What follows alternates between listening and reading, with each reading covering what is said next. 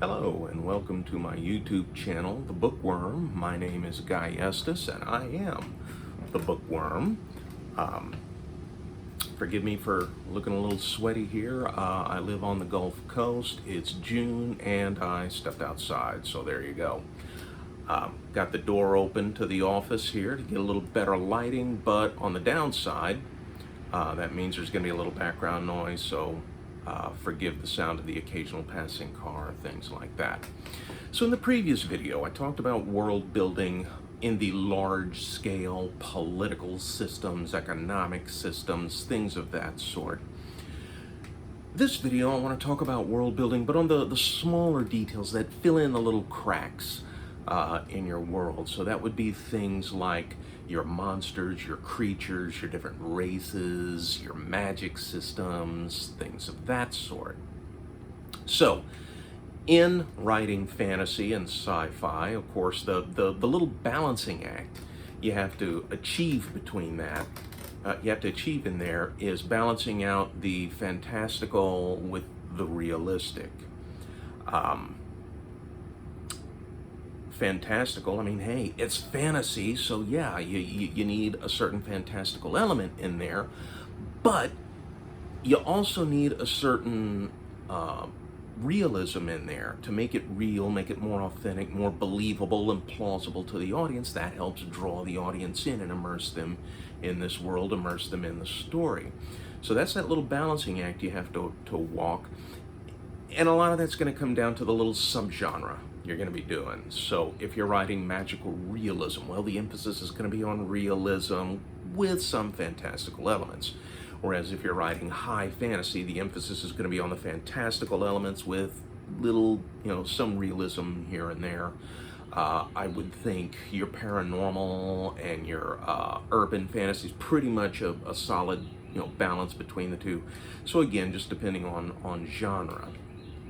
So for the most part, at least with my Sisters of the Storm series, I'm writing high fantasy, heroic, sword and sorcery type stuff. So yes, there's a lot of fantastical elements, but I also like to, again, in an attempt to make it as believable to the reader as possible, to help draw the reader in and immerse them in my world, make it realistic for them as well.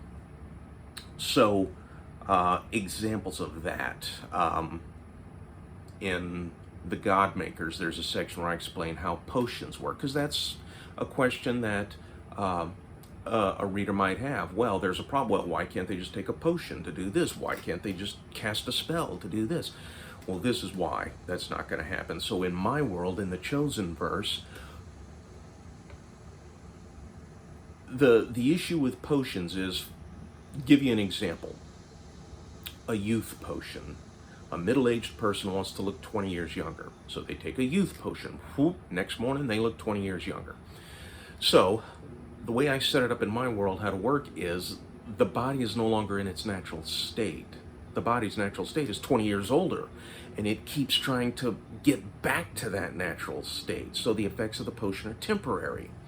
So to offset that, they got to take the potion again. And like medications and things that we take in our world, the more the person takes them, the more of a tolerance they develop. So they have to take heavier and heavier doses just to achieve the same effect. At some point, you're going to get to the point where no matter how much of that potion you take, you're not going to achieve it. You would have to drown yourself in this. You can't physically take in enough to achieve the same effect, and the body reverts to its normal state, being older, and in fact the years are probably going to come back with a vengeance at that point. So that's why in my Chosen verse, potions are temporary and they can't fix everything. Healing potions work with that rule. The body is damaged. Well, the body naturally wants to be whole, so it tries to heal. So healing potions work with that. They enhance, but they can only enhance and accelerate the body's healing properties. They can't make the body heal in ways it can't normally do it. So a healing potion is not going to restore a dead person to life. It's not going to regrow a severed limb. So there are limits. Kind of the same thing with magic. You have to have rules that govern the use of magic. Otherwise, hey, you just cast a spell to fix this problem, that problem. Well, no, that makes for pretty boring storytelling, very sloppy storytelling. So there have to be rules. So a lot of writers, like some of them will make it so that in order to cast a spell to do this, it has to take the resources from over here, or there's some sort of price that the sorcerer has to pay for this. Some of them, they have to read the spells, memorize them, commit them to memory, but as soon as they use that spell, it's out of there, and they can't use it again until they read and study the spell book again. So different things like that. I looked to theoretical physics as inspiration for my magic system. Now, with the caveat, I am not a physicist, theoretical or otherwise. I didn't even have high school physics. I managed to dodge it. So my understanding of it is extremely simple. But looking at what the kind of the basis for the magic system in the chosen verse I used was string theory. So again, I am not a physicist. My understanding of string theory is a very, very rough, general thumbnail sketch, layman's idea of what it is. But using that, basically, this, what the physicists call strings running through kind of the fabric of reality, affecting it. So, okay, I thought I could use that for a magic system. Strings of magic interwoven in the fabric of reality that a sorcerer can manipulate and use. But these strings in my system are not evenly distributed through that particular cosmos, dimension, whatever you want to call it. Some places have none. Some places are so thick with them that a human sorcerer trying to tap into them is probably going to be incinerated. And most places somewhere between those two extremes. So in order to use magic, because in my system, the human body is just not compatible with storing magic, so they can't store the magic within themselves. They either have to tap into a string that's nearby, or they have to store the magic in a talisman, a necklace, a pendant, a crown, a ring, a staff, tattoos. It could be almost anything that they tap the power into, and they use that to power their spells. Beja, one of my protagonists, she's the exception to that, being chosen, being that the gods designed her to be a sorceress and gifted her in this. Her physiology is different. She can store magic in her body. She can absorb it and keep it in there. At least some types of magic. Other types, she can't. So she's the exception to that rule. But those are the different rules that I'd come up with for magic use in my world. Another little thing in this is, okay, Beja has abilities that other sorcerers don't, given her nature is chosen. All right, now how? I need to come up with other rules to keep her from becoming more powerful, too powerful to make the story uninteresting. Prime example of that, the first two Superman movies. In the first one, 1978, Superman, the motion picture, okay, things just got really, really bad. Well, hey, Superman just reversed time until before those events happened and fixed them. Well, okay, if he can do that, he can fix any problem. And you don't have a story, do you? And in the second one, they basically got the story into such a place, I think the writers just kind of painted themselves into a corner, and they now had to get, okay, how do we get out of this jam? Well, if Superman had this power, he could do it, so boom, they give Superman that power. So new powers as the plot demands. Again, that's very sloppy story crafting, sloppy writing, uninteresting writing, where the audience, which wants to be drawn into this world of superheroes and superpowers and enjoy this kind of thing, but even they at this point are saying, okay, wait a minute, no, come on. So even getting into the realm of fantasy, of magic and gods and all of this sort of thing, you can only push it so far in most cases, where the audience starts to say, okay, wait, no, that's not going to happen. Unless you make it clear from the outset your fantasy story is just a pure flight of fancy, like a small child's dream, castles and clouds of cotton candy over rivers of chud. Okay, if you make it clear from the get-go that's what your story is, okay, then you can get away with it.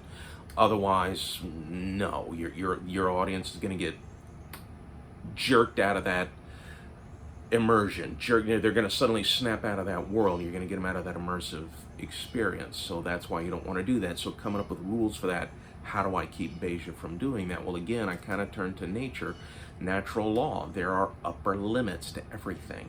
Mountains can only get so high. Seas can only get so deep. Something, even the mightiest, strongest creature, is only going to live so long.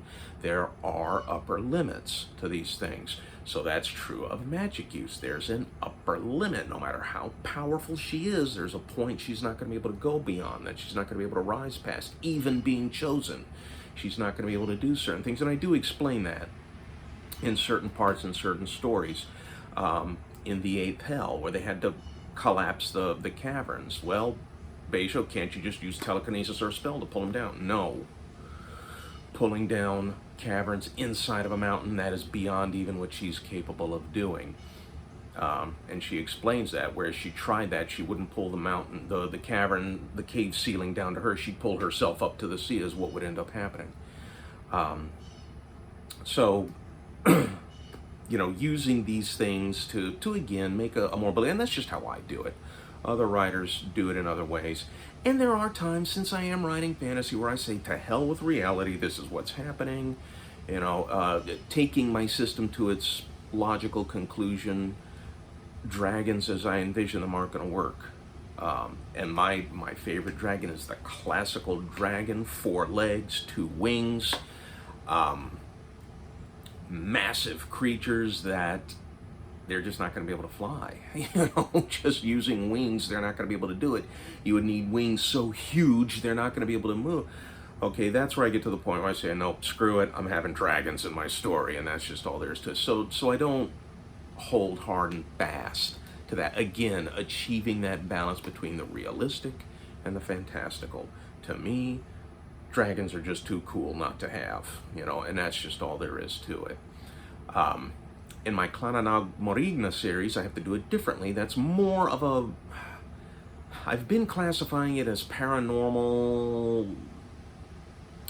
I think I'm getting into the realm of magical realism with it, where I try to portray magic in a bit more, and I know this sounds weird, but realistic way. And so in the first book, and I'm working on the second one right now, but in the first one, Out of the Shadows, one of the main characters, Alexis, a Wiccan priestess, she casts a spell to bind, to stop this person stalking her, who she believes is a serial killer at the time. No flashes of light, no booming voices, no multicolored flames, none of that. It's just from that point on, for the killer, things start going wrong. His attempts to get, he doesn't kill another victim from that point on. And the victim, I guess I should have said spoiler alert right there, but from that point on, things start going downhill for him.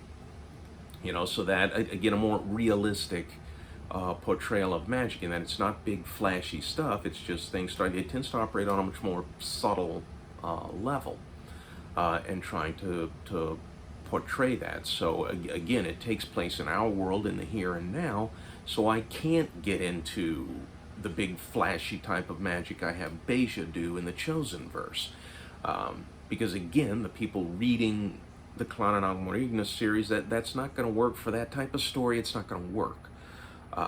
So picking what works for your story, and again, this is just how I do it, that I'm holding up as an example. I'm not saying you have to do it this way, I am master guru and all that. No, I'm not saying that at all.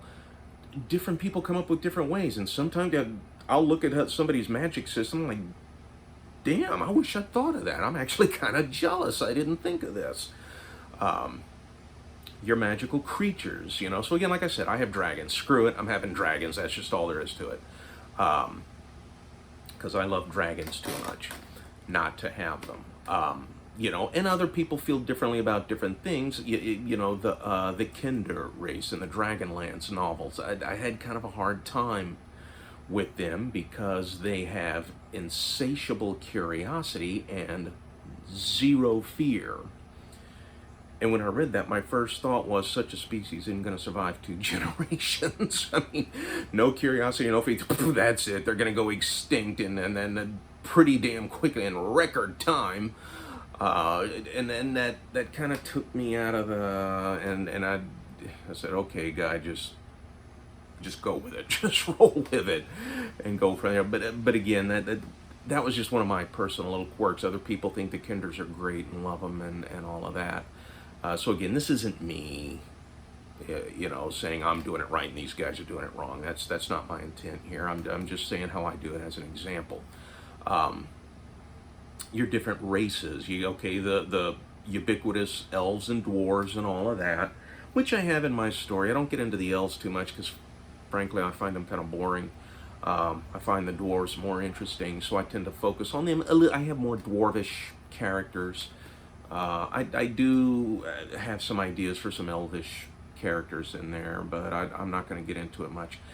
I did create my own race, my own species, Amazons. Again, the classical myth being the starting point for that, but I don't hold with that. Like I said, they're a completely different race, species like elves and dwarves. Yes, the females are the bigger and the stronger of their race. The females are the warriors of their race, and that sort of thing. The men are smaller and physically weaker, but the females are not man-haters, man-eaters, or any of that they were in the classical myths. The men in my Amazon society gravitate to the quieter pursuits, the scholars, the sorcerers, things of that sort, while the women tend to gravitate towards warrior and stuff like that. And they don't hate each other. They get along just fine, which is not to say it's a utopia or anything like that. They have issues like anyone else does. But by and large, they love each other and get along just fine. And I haven't written any stories about that. So far, The Eighth Hell is the only book where I've had a couple of Amazon characters pop up. But I do mean to do further stories with them, have them in further stories with the Death Queens. And also, I want to write just separate books that are nothing but my Amazon characters doing their thing. Which I just haven't been able to get to yet. Only so many hours in a day, and unfortunately I have a day job that I have to show up for, so I don't have that time to devote to do these things, to write the Amazon books. That means I'd have to stop writing some of these others, and I just haven't figured out a way to do it yet. But I put those out there as examples for smaller aspects of world building and again, examples of how I do, not saying that's the only way to do it. Again, it's limited to the writer's imagination, and again, I'm in awe of what some of these other writers come up with. And again, like I said, kind of envious of the things they've thought up, where sometimes there was a problem I was trying to solve, and then I see with this other writers, I'm like, you idiot, why didn't you think of it, and now I won't let myself use it because I feel like I'm stealing that guy's idea, so... But again, just examples of world building. We had talked earlier about the big picture. Now these are the smaller details, filling in the little gaps, the little cracks in there to make your world more believable. And again, make it an immersive experience for the reader, that they come into this world. So, and that's one of the things that when they finish the book, they're maybe a little bit sad that it's over with, and they can't wait for the next one because, man, they can't wait to take another vacation in that world you created for them. That's what I try to do. Do I succeed? The readers have to judge that. So that's all I got for you on this video. Tune in next time for, well, I don't know. I haven't yet decided what the topic's going to be. But please hit like and subscribe. I will put links to my books in the description, as well as my mother, Mary Estes, who writes completely different fare from what I do. Think more Hallmark Channel type stuff is more her speed that she likes. But I'll put a link to her book as well. And I invite you to join me on my quest. I am on a quest to get 100 reviews. You, dear readers, are of vital importance to me achieving that quest. Please, if you've read my book or if you've read my mother's book, please leave reviews at Amazon or wherever you frequent to get your books. please leave a review for us, even if it's just a few lines. You don't have to be a professional reviewer to hit hard-hitting, incisive analysis. Just, hey, I like this, it was great, or, I wasn't so crazy. Whatever the case is, please leave a review. Reviews are of vital importance to us to get the word out, to get other readers to reading our stuff. And the negative reviews help us know what we need to fix. So either way, please leave a review. I'll leave links in the description. Please hit like and subscribe. Thank you for watching and joining me next time. Thanks and goodbye.